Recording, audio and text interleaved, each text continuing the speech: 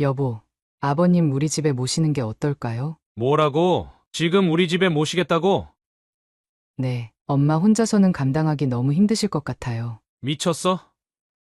우리도 이제 막 안정을 찾았는데, 당신, 결혼할 때 약속했잖아요. 아버지 잘 모시겠다고. 그건 그때고, 지금은 상황이 다르잖아. 어머님도 계시고, 당신 어머님은 되고 제 아버님은 안 된다는 거예요? 예은아, 현실적으로 생각해봐. 우리가 어떻게 치매 환자를, 아버지가 치매 환자가 아니라 우리 아버지시라고요. 여보, 제발, 이번만 내 편 좀 대주면 안 돼요? 나도 당신 편이 되고 싶어. 하지만, 요양원은 어때? 전문가들이 계시니까, 더 잘 모실 수 있을 거야. 이 정도면 괜찮지 않아? 시설도 좋고, 사연을 듣고 난 후 각자의 의견을 댓글로 남겨주시기 바랍니다. 사소한 댓글이라도 사연자분에게 큰 힘이 될 수 있습니다.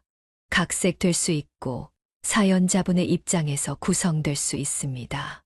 고예은 씨는 시장의 한 야채 가게에서 어린 시절을 보냈습니다.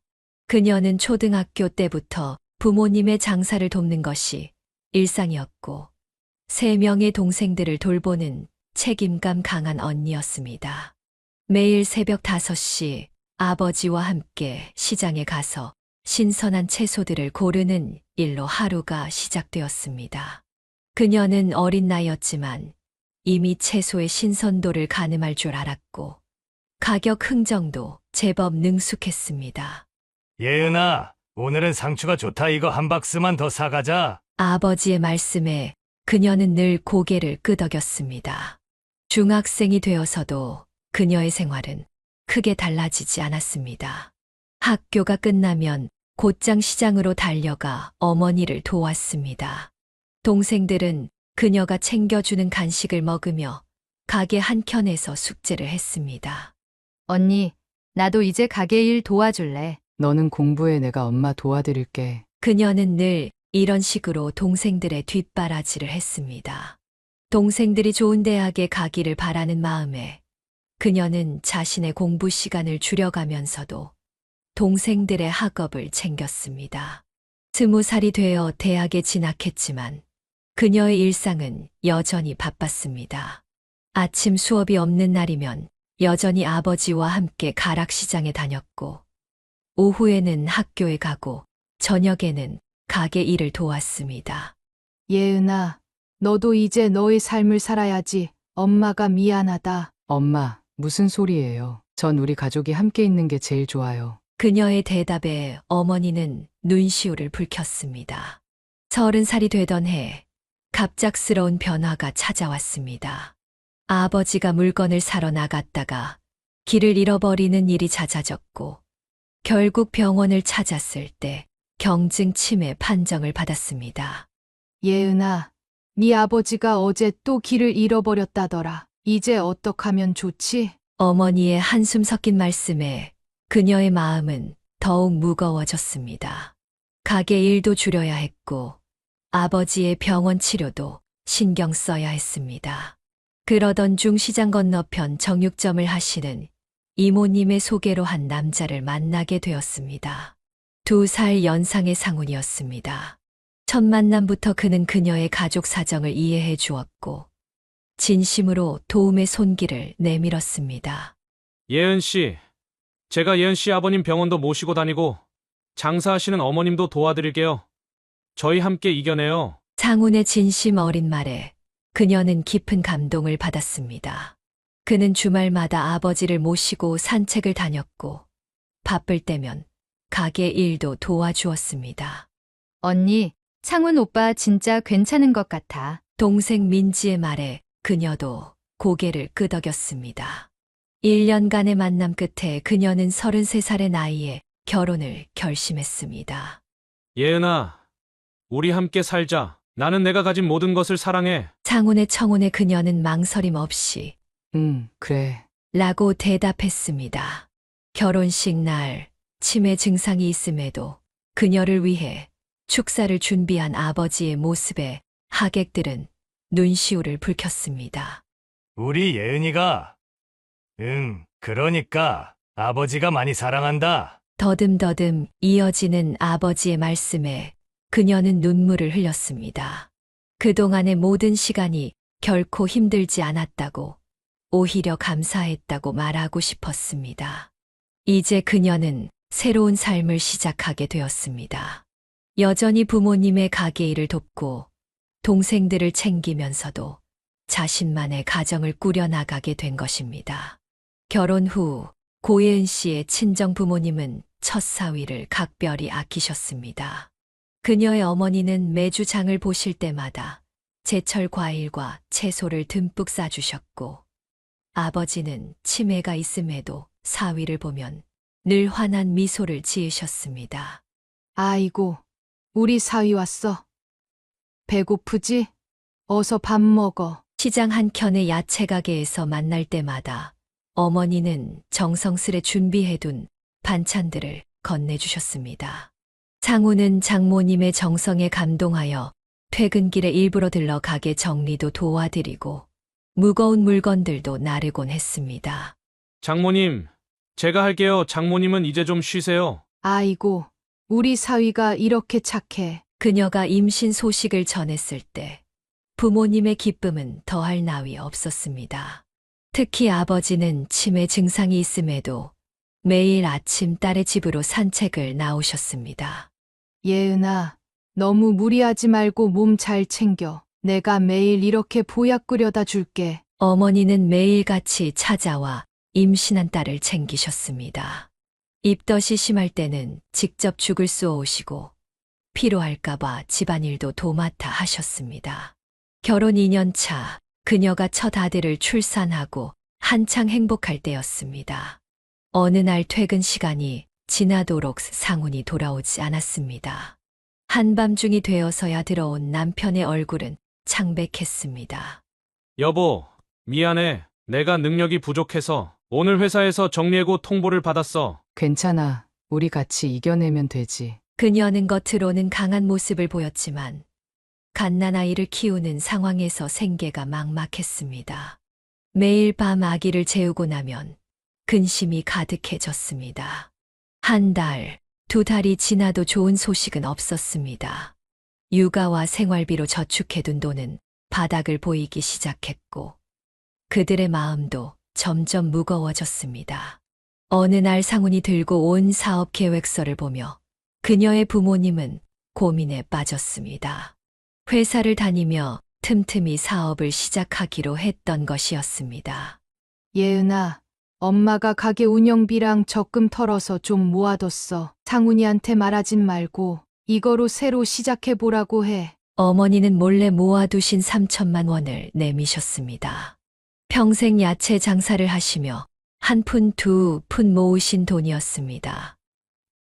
엄마, 이건 괜찮아. 너희가 잘 되는 게 엄마 아빠의 소원이야. 상우는 부모님의 은혜로 새로운 시작을 할 수 있었고 사업 준비를 하던 중 우연한 기회로 이전보다 더 좋은 대기업 계열사에 취직하는 데 성공했습니다.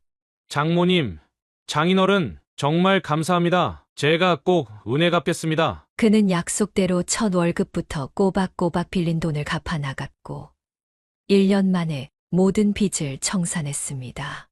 뿐만 아니라 매달 생활비를 보태드리고 아버지의 병원비도 책임지겠다고 나섰습니다. 여보, 이제 장인어른 치료비도 내가 책임질게. 우리 가족이 해준 은혜 평생 잊지 않을게. 상훈의 말에 그녀는 눈시울이 붉어졌습니다. 친정 부모님의 지원과 남편의 성실함이 만나 그들의 가정은 더욱 단단해졌습니다. 매주 주말이면 온 가족이 모여 식사를 했고 규칙적인 병원 치료 덕분에 아버지의 치매는 더 이상 진행되지 않았습니다. 오히려 손주를 보시며 활력을 되찾으신 것 같았습니다. 아버님, 이제 제가 효도하겠습니다. 늘 건강하게 오래오래 사세요. 상훈의 진심 어린 말에 아버지는 눈물을 글썽이셨습니다. 그녀의 어머니는 늘 이렇게 말씀하셨습니다. 우리 사위 복은 타고났어. 예은이랑 잘 만난 거지. 이제는 서로 의지하면서 잘 살아. 이렇게 그들 부부는 친정의 든든한 지원 속에서 어려움을 이겨내고 더욱 돈독한 가족애를 키워나갔습니다. 그녀는 종종 생각했습니다. 결혼은 단순히 두 사람의 결합이 아니라 두 가족이 하나가 되어 서로를 지지하고 사랑하는 것이라고. 친정의 따뜻한 지원 속에서 안정을 찾아가던 시기, 고예은 씨는 전혀 다른 현실과 마주해야 했습니다. 결혼 전에는 몰랐던 시댁의 불편한 모습들이 하나둘씩 드러나기 시작했습니다. 여보, 이번 주말에 시댁에 가봐야 할 것 같아. 또 지난주에도 갔잖아. 상훈의 말에는 피곤함이 묻어났습니다. 주말마다 시댁을 방문해야 했고, 그때마다 시아버지의 술버릇과 시어머니의 까다로운 잔소리를 견뎌야 했기 때문입니다. 아니, 며느리가 이렇게 음식을 하면 어떡하니? 소금은 이렇게 넣는 거야. 시어머니는 그녀가 하는 모든 일에 트집을 잡았습니다. 설거지를 해도 빨래를 개어도 심지어 걸음걸이까지 문제 삼았습니다. 어머님, 제가 더 노력할게요. 노력은 말로만 하는구나. 시어머니의 차가운 말투에 그녀의 어깨는 점점 움츠러들었습니다. 더 큰 문제는 시아버지였습니다. 처음에는 술을 좋아하시는구나 정도로만 생각했던 음주가 점점 심각한 수준이라는 것을 깨닫게 되었습니다. 야, 너는 뭐야? 우리 집안 며느리가 이 정도밖에 안 돼! 아버님, 시끄러워! 너 같은 며느리는 처음이야! 첫째 며느리는 말이야! 시아버지는 매일 저녁 소주 한 병을 비우셨고, 주말이면 그 양은 배로 늘었습니다. 술만 드시면 옛날 이야기를 늘어놓으며 가부장적인 모습을 보이셨고, 며느리들을 비교하며 흉을 보셨습니다. 당신이 뭘 알아? 내가 얼마나 고생했는데! 여보, 그만 좀 하세요. 시어머니도 시아버지의 술버릇에 시달렸습니다. 하지만 그녀를 향한 태도는 더욱 날카로워졌습니다. 너무 맵게 하지 말라고 했잖아. 우리 아버님 위장이 약하신 거 몰라? 어머님, 제가 다시 할게요. 됐어. 내가 할게. 넌 도대체 뭘 할 줄 아는 거니? 명절이면 상황은 더욱 심각해졌습니다. 큰 집에서 모인 친척들 앞에서 시어머니는 그녀의 흠을 잡았고, 시아버지는 술에 취해 고성을 내질렀습니다. 우리 큰 며느리는 음식도 잘하고 시부모 공경도 잘하는데 작은 며느리는 왜 이런지 모르겠어. 시어머니의 말에 친척들은 그녀를 향해 안타까운 시선을 보냈습니다. 상우는 그런 부모님의 모습에 점점 지쳐갔습니다. 여보, 미안해. 우리 부모님이 당신 잘못이 아니야. 그들은 결국 시댁과 거리를 두기로 했습니다. 필요한 날에만 방문하고 평소에는 전화로 안부를 전하는 정도로 관계를 유지했습니다. 상훈아, 와이프가 꼬셔서 이렇게 발걸음을 끄는 거지. 어머니, 그게 아니라 됐어. 난 다 안다. 처가 눈치만 보는 아들이 됐네. 시어머니의 날선 말에 상훈도 이제는 대꾸하지 않았습니다. 그저 묵묵히 자신의 선택을 지켜나갔습니다. 여보, 우리 이대로 살면 되는 거야. 부모님은 부모님이고 우리는 우리잖아. 그녀의 위로의 상훈은 고개를 끄덕였습니다. 완벽한 해결책은 아니었지만 그들 부부만의 방식으로 시댁과의 관계를 정립해 나가기로 했습니다. 가끔 시장에서 시어머니를 마주칠 때면 어색한 인사를 나누는 것이 전부였습니다. 시아버지는 여전히 술을 마시며 화를 내셨지만 이제는 그들의 일상에 큰 영향을 미치지 않았습니다. 시댁의 불편한 분위기 속에서 고예은 씨는 시숙과 형님의 관계를 더 가까이 지켜보게 되었습니다. 처음에는 단순히 무심해 보이기만 했던 시숙의 태도가 시간이 지날수록 형님을 짓누르는 무게로 다가왔습니다. 형님, 이거 제가 도와드릴게요. 아니야. 내가 할 수 있어. 괜찮아. 명절 때마다 형님은 혼자서 모든 일을 도맡아 했습니다. 지숙은 늘 방 안에서 텔레비전을 보거나 휴대폰만 들여다보고 있었습니다. 여보, 국물이 싱거운데 소금 좀 더 넣지. 죄송해요. 다시 해올게요. 지숙의 무심한 말 한마디에 형님은 바로 부엌으로 달려갔습니다. 그런 모습을 보며 그녀는 마음이 아팠습니다. 아버님, 그만 드시는 게 좋지 않을까요? 시아버지의 술자리에서 그녀는 한 번도 시숙이 말리는 것을 본 적이 없었습니다.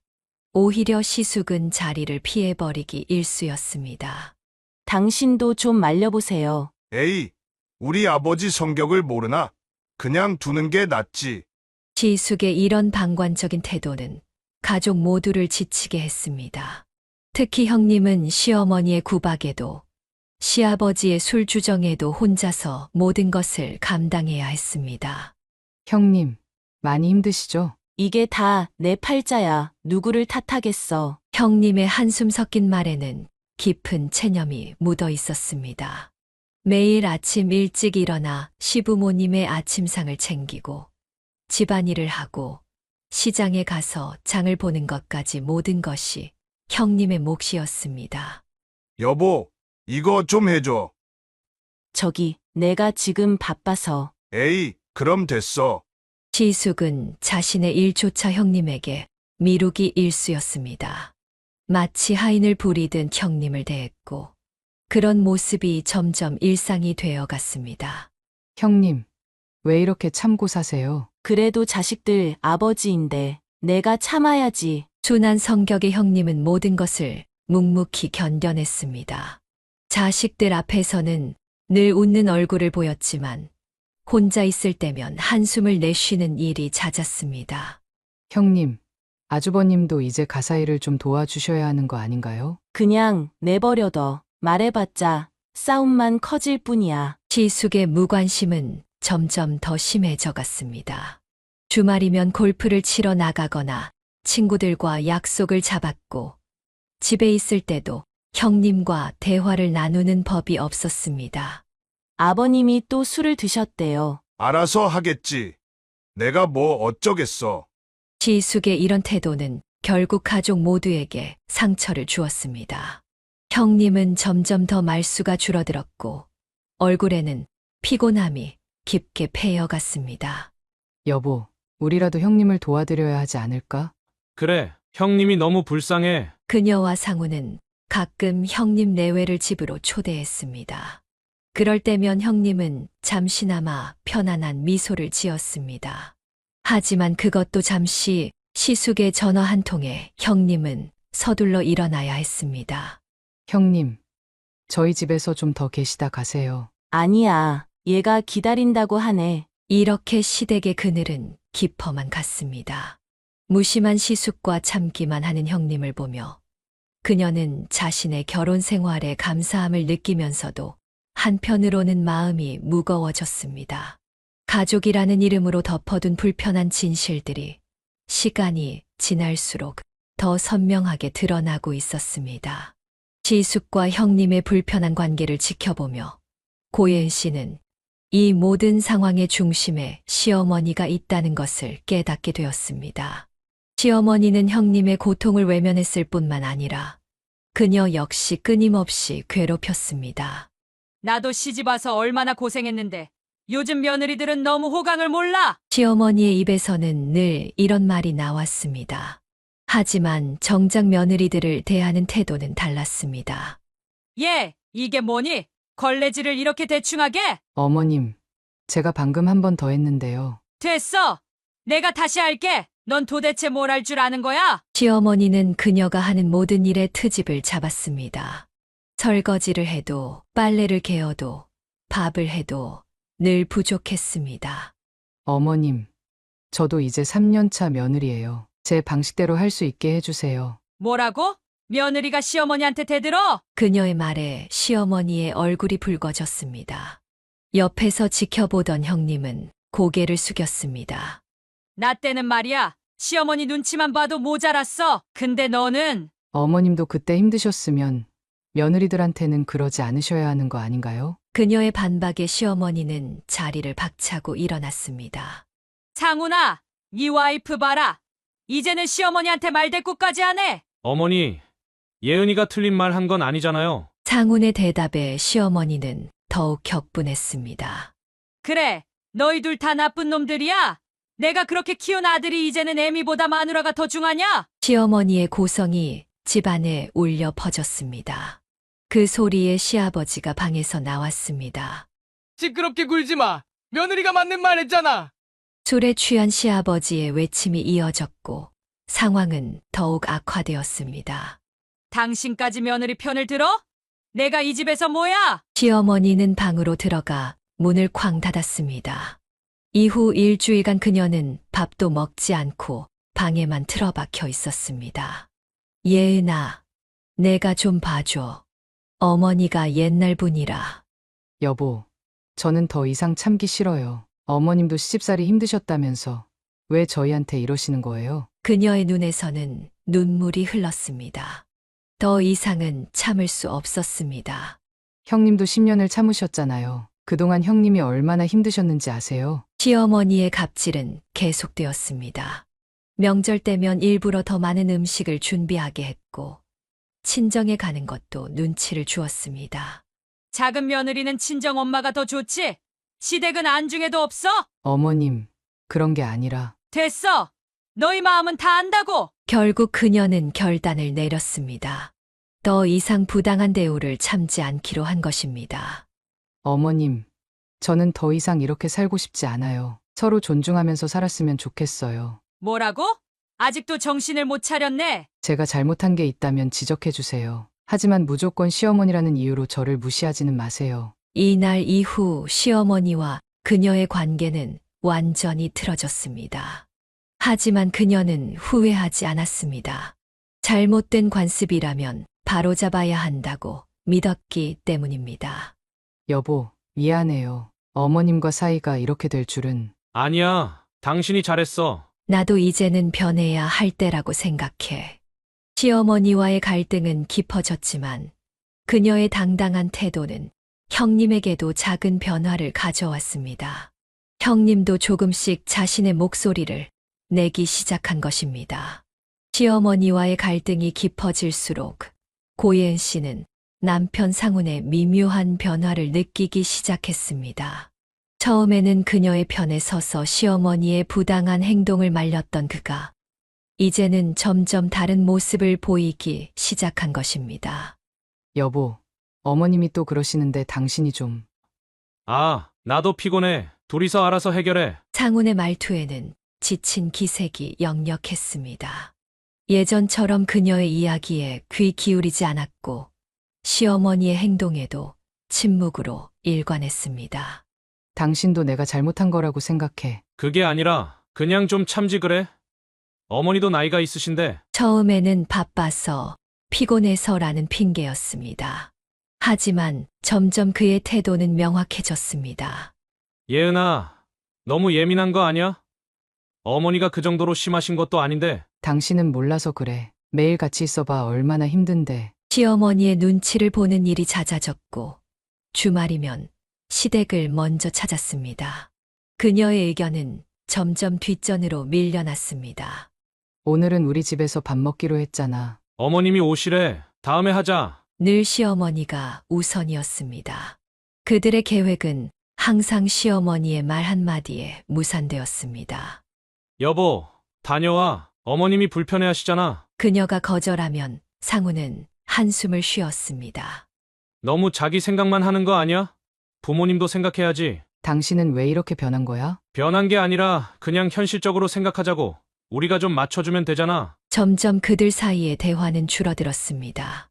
상우는 퇴근 후 시댁에 들러 늦게 들어오는 일이 잦아졌고 주말이면 시댁에서 시간을 보냈습니다.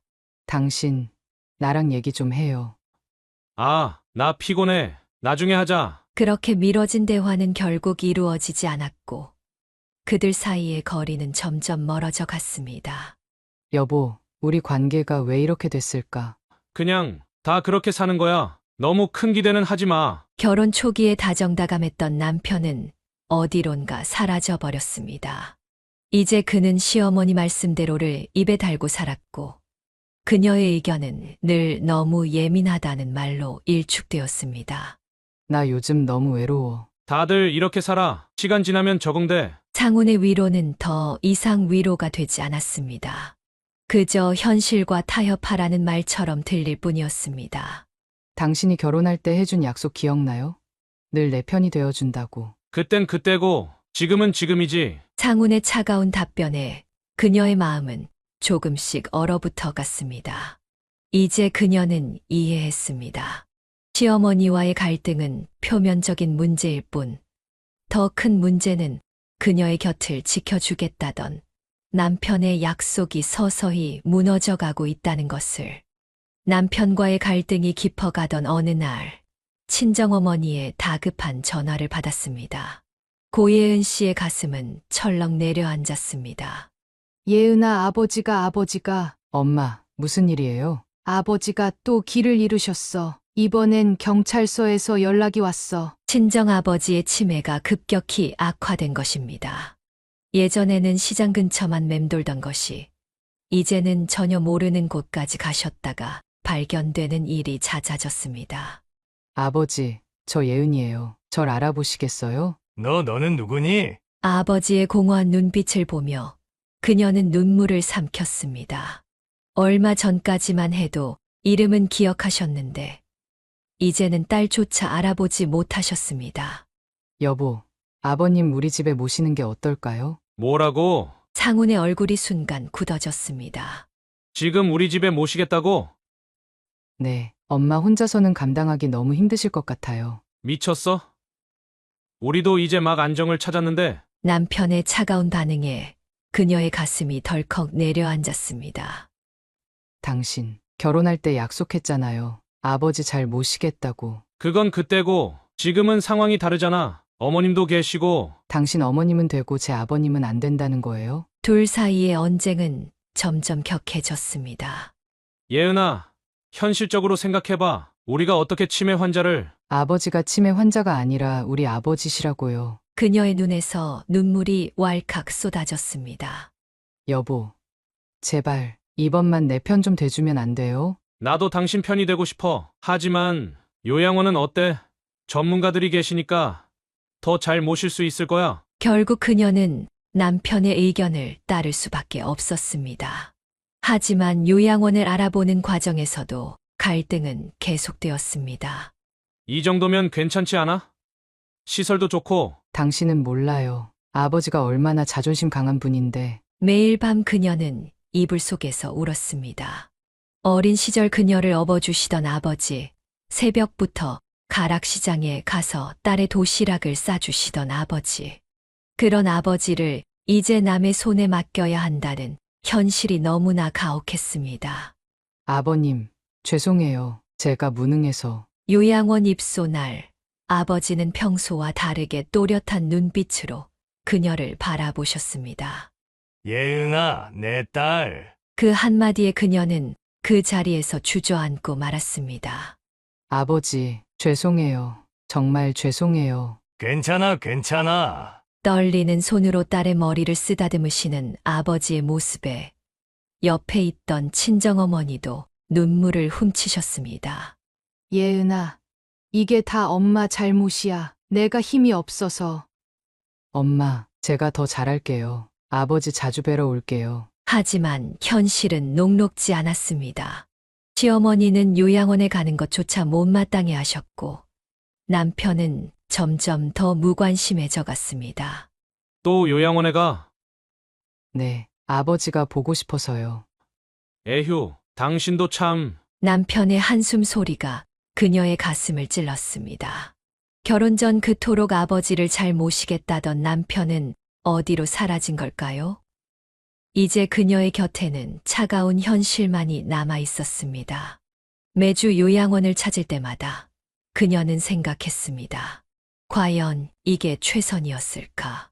하지만 이미 돌이킬 수 없는 선택이었고 그녀는 이 선택의 무게를 평생 안고 가야 했습니다. 친정아버지의 요양원 입소로 마음이 무거웠던 그해 겨울, 고예은 씨의 집에 또 다른 비보가 날아들었습니다. 시아버지가 쓰러지셨다는 소식이었습니다. 여보, 빨리.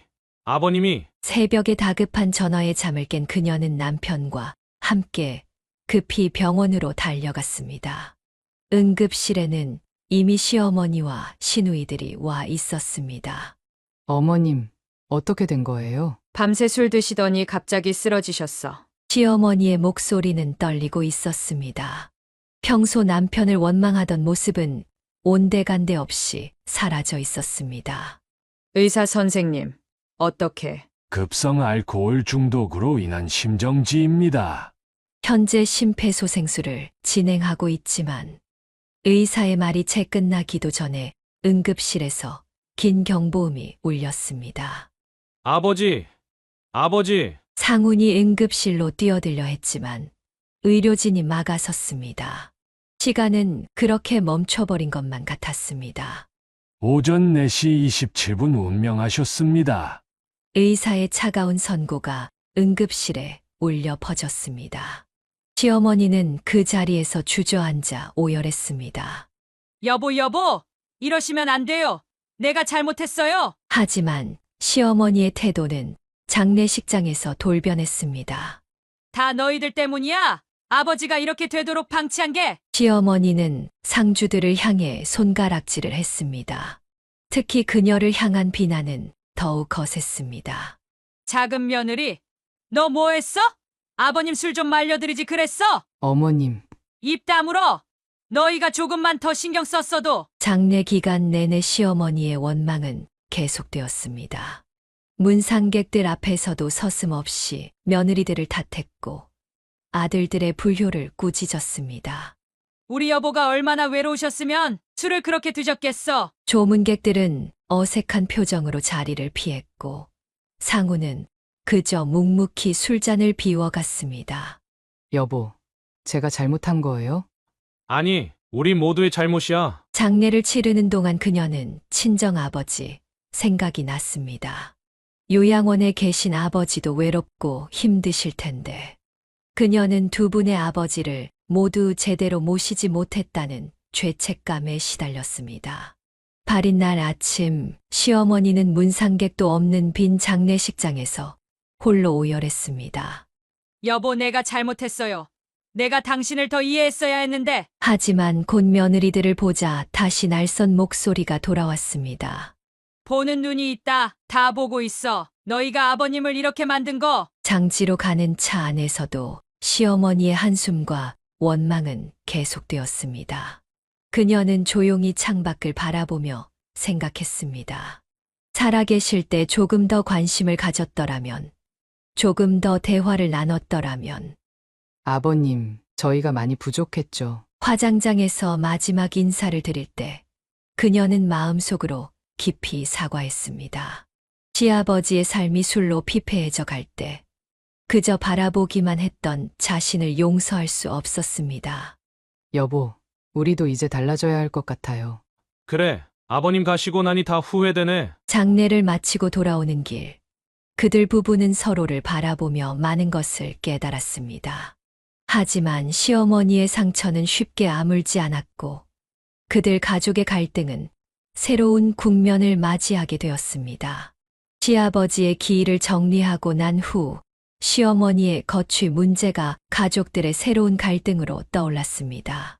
고예은 씨는 시숙이 선택한 해결책이 또 다른 비극의 시작이 될 것임을 직감했습니다. 어머니, 저희 집으로 오세요. 맏며느리가 잘 모실 겁니다.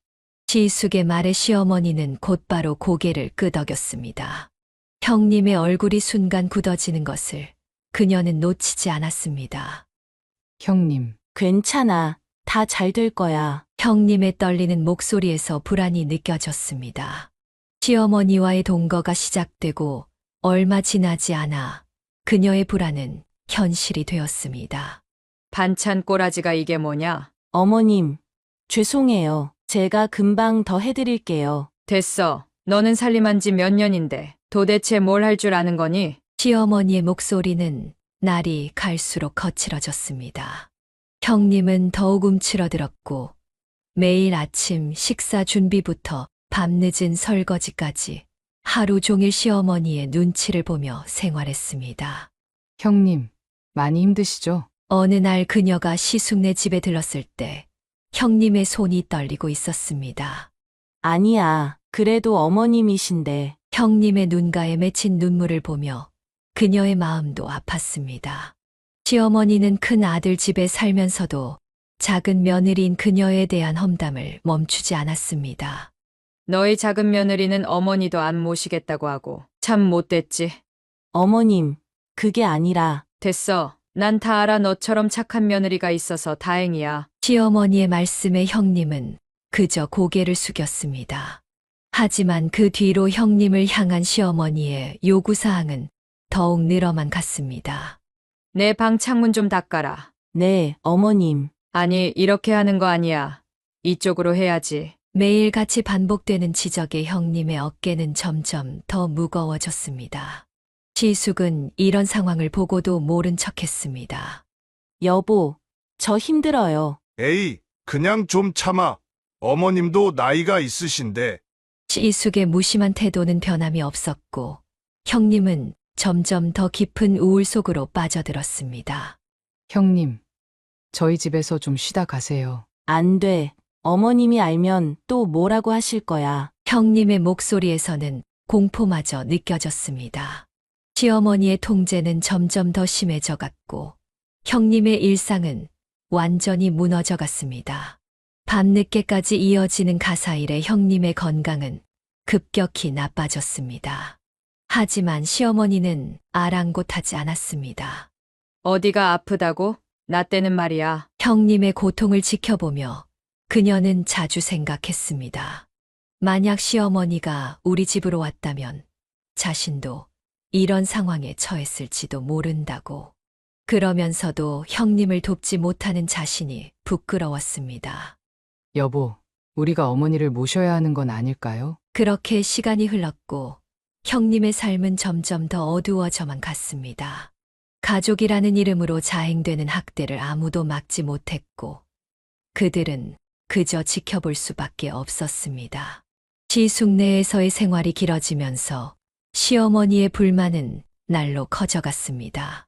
고예은 씨는 평소와 다름없이 바쁜 일상을 보내고 있었지만 그녀도 모르는 사이에 새로운 위기가 다가오고 있었습니다.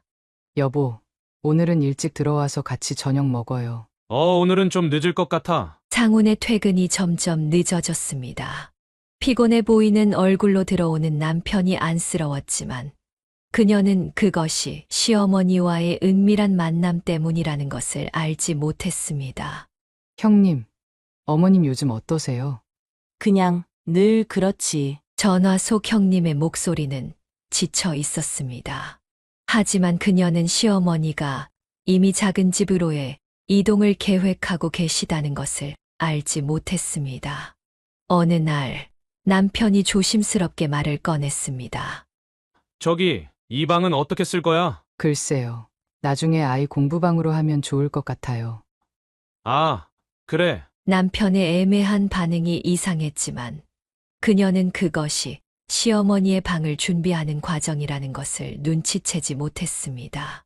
시장에서 형님을 우연히 마주쳤을 때였습니다. 형님, 어머님 요즘도 많이 힘드세요? 아니, 요즘은 좀 조용하셔. 형님의 말에는 무언가 숨겨진 의미가 있었지만 그녀는 그저 상황이 나아진 줄로만 알았습니다. 여보, 이번 주말에는 뭐 할까요? 나 좀 바빠서. 주말마다 이어지는 남편의 부재가 이상했지만 그녀는 그것이 시어머니와의 은밀한 상의 시간이라는 것을 알지 못했습니다. 집 안 가구들이 조금씩 재배치되고 남편이 갑자기 큰 장롱을 사온 것도 그저 집 꾸미기의 일환이라 생각했습니다. 여보, 왜 이렇게 큰 걸 샀어요? 나중에 쓸 일이 있을 것 같아서. 남편의 애매한 대답에도 그녀는 의심하지 않았습니다. 시어머니가 이미 그들의 집으로 이사 올 날짜를 정해놓았다는 것을, 남편이 이미 모든 준비를 마쳤다는 것을 전혀 알지 못한 채로 예은아, 내일 시간 되니? 어느 날 시어머니의 갑작스러운 전화에도 그녀는 별다른 의심 없이 대답했습니다. 네, 어머님, 무슨 일이세요? 그냥 얼굴 좀 보고 싶어서. 시어머니의 부드러운 말투가 오히려 낯설었지만 그녀는 그것이 폭풍 전의 고요함이라는 것을 알지 못했습니다. 그렇게 하루하루가 지나가는 동안 그녀의 일상 뒤에서는 커다란 변화가 준비되고 있었습니다. 시어머니의 이사 계획, 남편의 은밀한 준비, 그리고 곧 닥칠 새로운 위기까지. 그녀는 아직 아무것도 모른 채 평소와 다름없는 하루를 보내고 있었습니다. 평소와 다름없던 어느 날 아침, 고예은 씨는 현관 앞에서 캐리어를 든 시어머니와 마주쳤습니다. 어머님? 나 이제부터 여기서 살 거니까 그런 줄 알아라. 그녀의 얼굴이 순간 굳어졌습니다. 황당한 표정으로 남편을 바라보자 상우는 시선을 피했습니다. 여보, 이게 뭐야? 예은아, 어머님이 우리 집에서 사시기로. 잠깐만. 왜 이런 걸 혼자 결정해? 시어머니가 끼어들었습니다. 뭘 그렇게 놀라. 당연히 시어머니랑 같이 살아야지. 너희 둘이 얘기 안 했어? 아니요. 전혀요. 그녀의 차가운 목소리에 상훈이 낮은 목소리로 말했습니다. 미안해. 어머님이 우리 집이 더 편하다고 하셔서. 나랑 상의도 없이 이런 결정을 한 거야? 그녀의 눈에서 눈물이 흘렀습니다. 친정아버지를 요양원에 모실 때 그토록 반대하더니 정작 자신의 어머니는 아내와 상의도 없이 데려오겠다는 건가요? 내 아버지는 안 된다고 하면서 이건 뭐야? 그건 달라. 뭐가 달라? 내 아버지는 치매 환자라 안 된다더니 이제는 시어머님은 아무 상의도 없이. 시어머니가 말을 자르며 끼어들었습니다. 야! 너 지금 시어머니를 치매 환자랑 비교하는 거야? 어머님, 그게 중요한 게 아니라. 됐어! 역시 너는 글렀다 글렀어. 상훈아, 이런 와이프랑 살지 마! 시어머니의 말에 상우는 아무 말도 하지 못했습니다. 그의 침묵이 그녀의 가슴을 더욱 아프게 했습니다. 이게 내 진심이야? 예은아, 우리 좀 더 생각해보자. 생각은 무슨. 넌 이미 다 결정했잖아. 그녀는 즉시 친정으로 향했습니다. 요양원에 계신 아버지를 찾아가 이 상황을 말씀드렸습니다. 아버지, 제가 너무 힘들어요. 치매가 있으신 아버지였지만 그날만큼은 또렷하게 말씀하셨습니다. 이건 아니지. 내가 먼저였는데. 아버지의 떨리는 목소리에 그녀의 마음도 무너져 내렸습니다.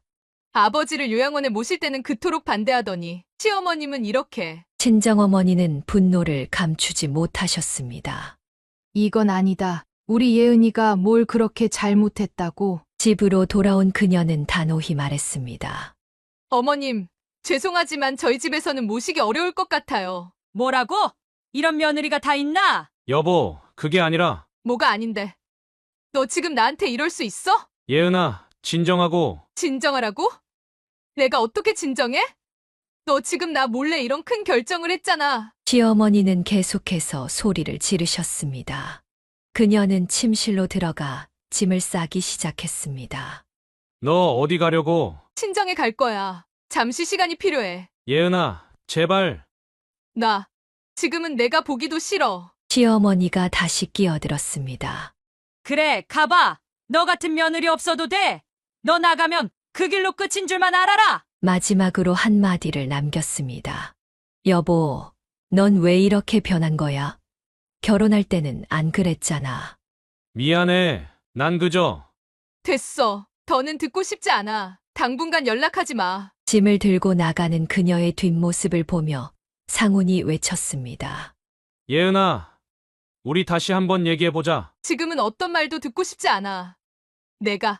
내가 나를 너무 실망시켰어. 그렇게 그녀는 친정으로 향했습니다. 차 안에서 그녀의 눈물이 멈추지 않았습니다.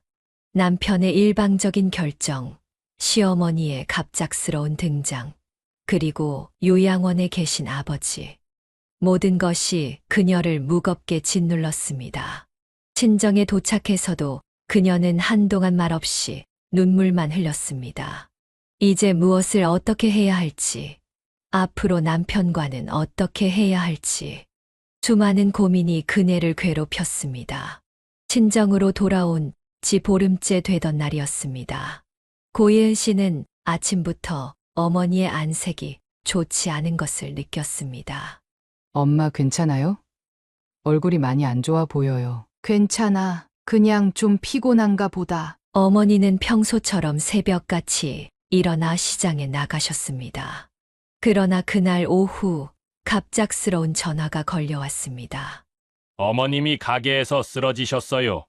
지금 응급실로 가고 있습니다. 네. 지금 어느 병원으로? 그녀는 떨리는 손으로 남편에게 전화를 걸었습니다. 여보, 우리 엄마가, 아, 나 지금 회의 중이야. 엄마가 쓰러지셨다고. 병원에. 미안해. 나중에 다시 전화할게. 남편은 그렇게 전화를 끊어버렸습니다. 그녀의 손이 덜덜 떨렸습니다. 응급실에 도착하니 어머니는 이미 검사를 받고 계셨습니다. 의사는 심각한 표정으로 말했습니다. 과로와 스트레스로 인한 뇌경색 초기 증세입니다. 당분간 입원하셔야 할 것 같네요. 엄마, 내가 이런 걸 몰랐다니. 예은아, 미안해. 어머니는 병상에 누워서도 딸을 걱정하셨습니다. 그녀는 다시 한번 남편에게 전화를 걸었습니다. 여보, 우리 엄마가 뇌경색 초기래. 좀 와줄 수 있어? 아, 오늘은 어려울 것 같은데. 그래. 우리 엄마 당분간 우리 집에서 모시면 안 될까? 지금 우리 상황에서 그게 말이 돼. 어머님도 계시는데. 내 어머님은 되고 내 어머님은 안 된다는 거야? 그게 아니라 지금은 적절한 타이밍이 아닌 것 같아서. 전화기 너머로 시어머니의 목소리가 들렸습니다. 창훈아, 밥 먹어라. 나중에 다시 얘기하자. 그렇게 또다시 끊어진 전화를 바라보며 그녀는 쓴웃음을 지었습니다. 결혼 전 그토록 친정 부모님을 잘 모시겠다던 남편은 어디로 사라진 걸까요? 예은아, 네.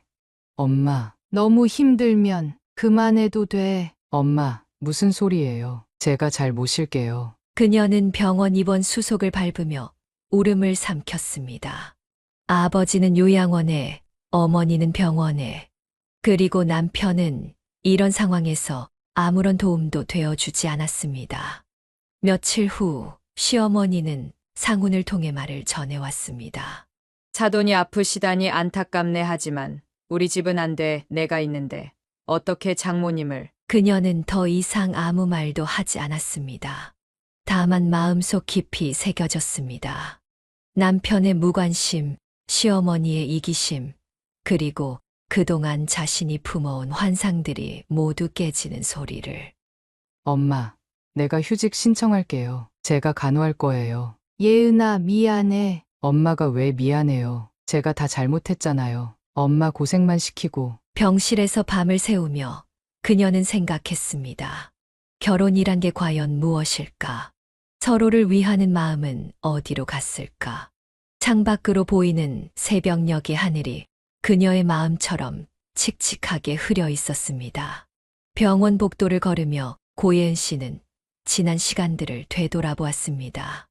요양원에 계신 아버지, 병상에 누워 계신 어머니, 그리고 시어머니의 횡포와 남편의 배신까지. 예은아, 너무 힘들면 그만해도 된다. 어머니의 말씀이 귓가에 맴돌았습니다. 그녀는 병실을 나와 병원 옥상에 올랐습니다. 여보, 우리 마지막으로 한 번만 얘기하자. 떨리는 목소리로 전화를 걸었습니다. 아, 지금은 좀. 그래. 너 바쁘지?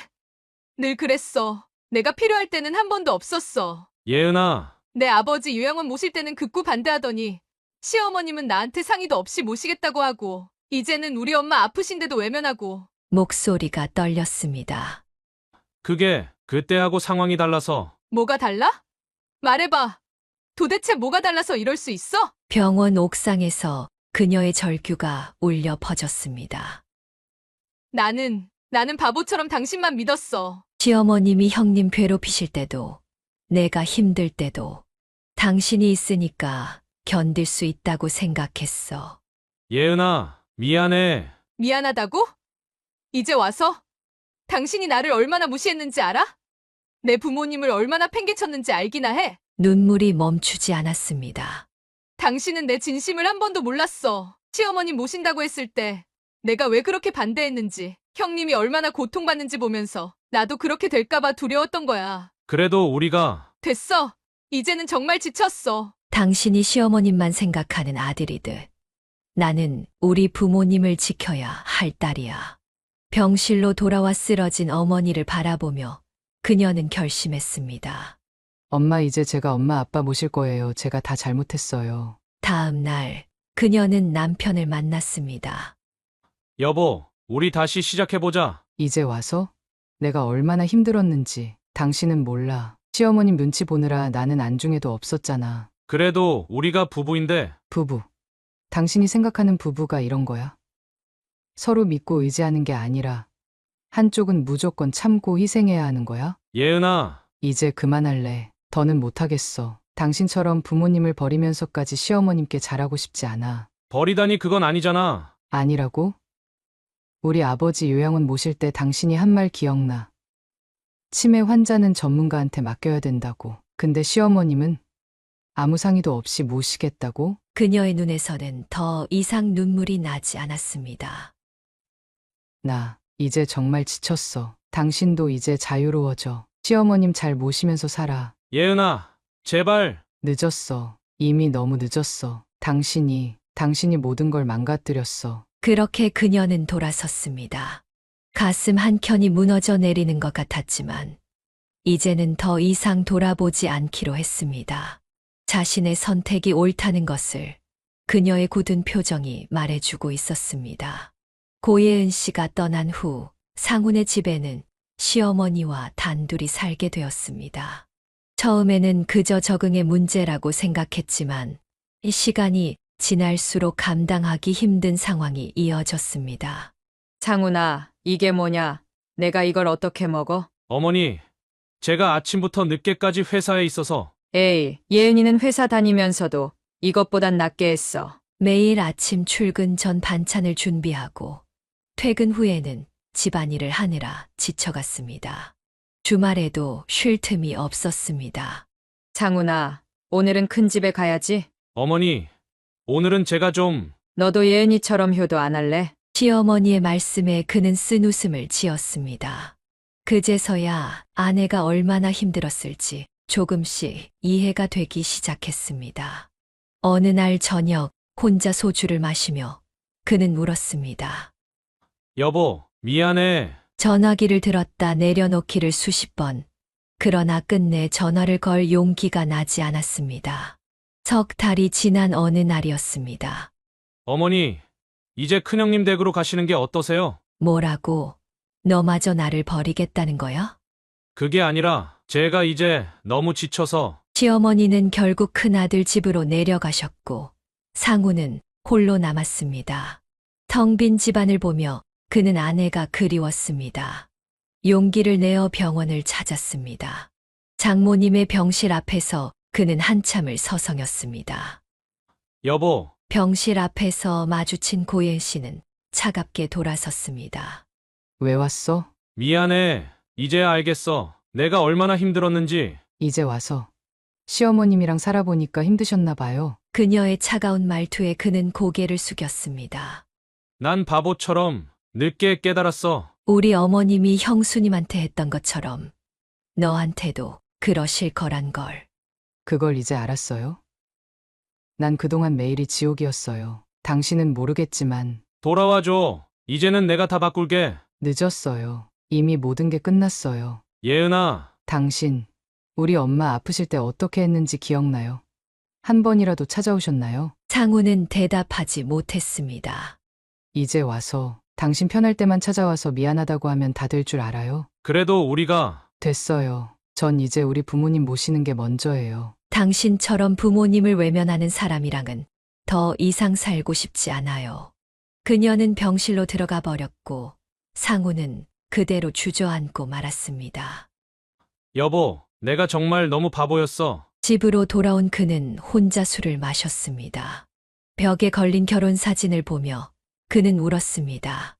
아내의 웃는 얼굴, 그 미소를 지켜주지 못한 자신을 원망하며 이제 와서 후회해도 소용없지. 그의 한숨만이 텅 빈 집안을 가득 채웠습니다. 이제야 깨달은 진실. 그러나 그 깨달음은 너무 늦어버렸습니다. 이혼 조정 기일, 고yen 씨는 남편의 또 다른 모습을 보게 되었습니다. 그동안 미안하다며 용서를 구하던 모습은 온데간데 없고 양육비 문제를 놓고 냉정한 태도로 일관했습니다. 양육비는 월 50만 원이면 충분하지? 당신 지금 우리 아이 교육비가 얼마나 드는지 알기나 해? 법원 조정실에서 상우는 차갑게 말을 이었습니다. 나도 앞으로 어머님 모셔야 하고 웃기네. 우리 아이보다 어머님이 더 중요해? 조정위원이 중재에 나섰습니다. 두 분, 진정하시고 아이를 위해서라도. 아이요. 제가 지금까지 혼자 키운 거나 마찬가지예요. 이 사람 주말에도 시댁 가느라 아이랑 한 번도 제대로 시간 안 보냈어요. 상우는 고개를 숙인 채 말했습니다. 그래서 이제는 양육권도 당신이 가져가. 뭐라고? 이제 와서 아예 포기하겠다는 거야? 나는 아이한테 좋은 아빠가 될 자신이 없어. 그녀는 분노를 참지 못했습니다. 당신 정말 최악이야. 아이한테 1억이라도 하려고 그동안 아빠였어? 법원 복도에서 마주친 시어머니는 여전히 그녀를 원망했습니다. 너 때문에 우리 아들이 이렇게 망가졌잖아. 어머님, 이제는 그만하세요. 누구 때문에 이렇게 됐는지 어머님이 제일 잘 아시잖아요. 양육비 조정 과정은 길어졌습니다. 상우는 계속해서 금액을 낮추려 했고 면접 교섭권마저 포기하겠다고 했습니다.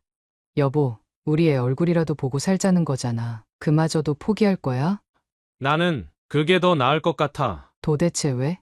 당신이 싫어하는 건 나잖아. 우리 애한테까지 이럴 필요 있어? 미안해. 그의 사과는 더 이상 어떤 의미도 갖지 못했습니다. 결국 양육권은 고예은 씨가 가져가고 양육비는 월 80만 원으로 결정되었습니다. 상우는 면접 교섭권마저 포기했습니다. 아빠가 이제 못 보게 될 거래. 아이에게 이 말을 전하는 순간 그녀의 눈에서는 뜨거운 눈물이 흘렀습니다. 엄마 아빠가 우리 싫어해?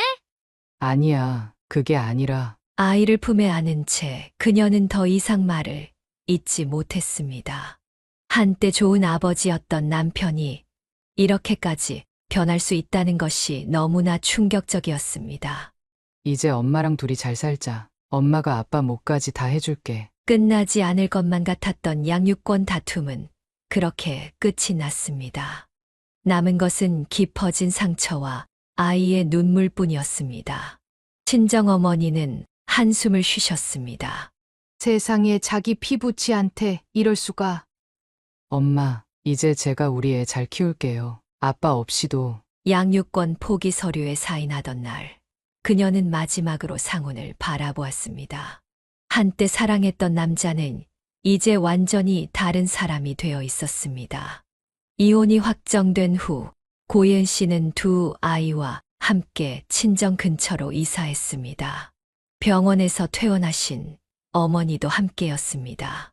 새로운 보금자리는 비록 넓지 않았지만 따뜻한 기운이 가득했습니다. 엄마, 우리 방은 여기예요. 응. 이제 여기가 우리 집이야. 아이들은 금세 새로운 환경에 적응해 갔습니다. 할머니와 함께 사는 생활이 오히려 더 즐거워 보였습니다. 우리 강이 많이 컸네. 이제 할머니 도와줄 수 있겠어? 할머니, 제가 설거지 할게요. 식구가 늘어난 만큼 살림은 빠듯했지만 서로를 위하는 마음만은 넘쳐났습니다. 요양원에 계신 아버지도 주말마다 모시고 와서 함께 시간을 보냈습니다. 예은아, 이제 좀 편하니? 네. 엄마, 이제는 정말 편해요. 시어머니의 구박도 남편의 냉대도 없는 일상이 때론 꿈만 같았습니다.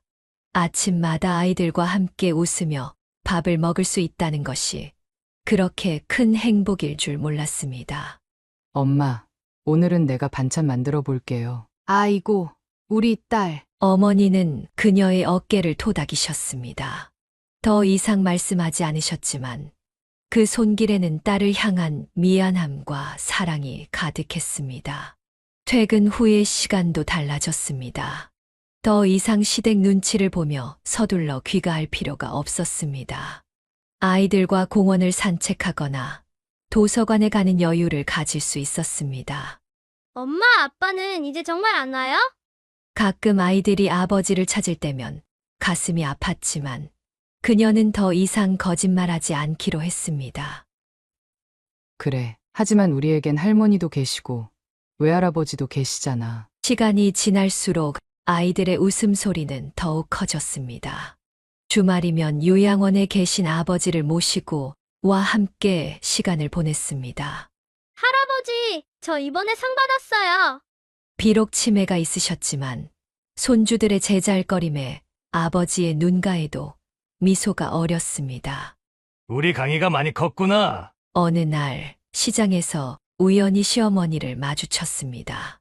하지만 시어머니는 그녀를 외면한 채 지나갔습니다. 그 모습을 보며 그녀는 생각했습니다. 이제는 더 이상 아프지 않다고, 이것이 모두에게 좋은 선택이었다고. 엄마, 저기 할머니 아니에요? 그냥 지나가는 분이야. 우리 이제 장 보러 가자. 새로운 일상은 조용히 하지만 확실하게 자리 잡아갔습니다. 아침에 일어나 어머니와 함께 아이들 도시락을 싸고 퇴근 후에는 모두가 모여 저녁을 먹었습니다. 우리 식구들 맛있게 먹어요. 식탁에 둘러앉은 가족들의 얼굴에는 따뜻한 미소가 가득했습니다. 이제는 누구의 눈치도 보지 않고 마음 편히 웃을 수 있었습니다. 예은아, 네. 엄마? 이제 진짜 좋지? 네. 이제는 정말 행복해요. 창밖으로 보이는 저녁 노을이 유난히 아름다웠습니다. 새로운 시작. 그것은 결코 쉽지 않은 선택이었지만 지금의 그녀에게는 가장 옳은 결정이었습니다. 고예은 씨가 새로운 삶을 살아가는 동안 시어머니의 삶은 전혀 다른 방향으로 흘러갔습니다. 큰아들 집에서도 작은아들 집에서도 살지 못하게 된 시어머니는 결국 혼자 원룸에서 생활하게 되었습니다. 상훈아, 엄마 좀 데리고 살면 안 돼? 어머니 저도 이제는 힘들어요. 너마저 이러기야? 전화기 너머로 들리는 시어머니의 목소리는 절박했습니다. 하지만 상우는 더 이상 받아들일 수 없었습니다. 큰형님한테 가보세요. 큰 집은 더 이상 못 가. 형님의 인내심도 한계에 다다른 것이었습니다. 시어머니의 끊임없는 간섭과 비난을 더 이상 견디지 못한 것입니다. 어머니가 형수님을 너무 힘들게 하셨잖아요. 난 그저 며느리 잘 되라고 한 거야. 그게 왜 잘못이야? 시어머니는 여전히 자신의 잘못을 인정하지 않았습니다. 결국 큰아들마저 등을 돌렸습니다. 어머니, 이제 그만하세요. 저희도 이제는 지쳤어요. 너희가 이렇게 나올 줄은 몰랐다. 작은 원룸에 홀로 남겨진 시어머니는 매일 통화를 해도 모자랐던 아들들이 이제는 전화도 받지 않는 현실에 무너져 내렸습니다. 야, 너 이리 와봐. 엄마 말 좀 들어봐. 골목길에서 우연히 마주친 상훈에게 외치는 시어머니의 모습은 처연했습니다. 하지만 상훈은 그저 고개를 숙인 채 지나쳤습니다. 이게 사람 사는 거야? 내가 뭘 그렇게 잘못했다고. 시장에서 형님을 마주쳤을 때도 형님은 그녀를 피해 돌아갔습니다.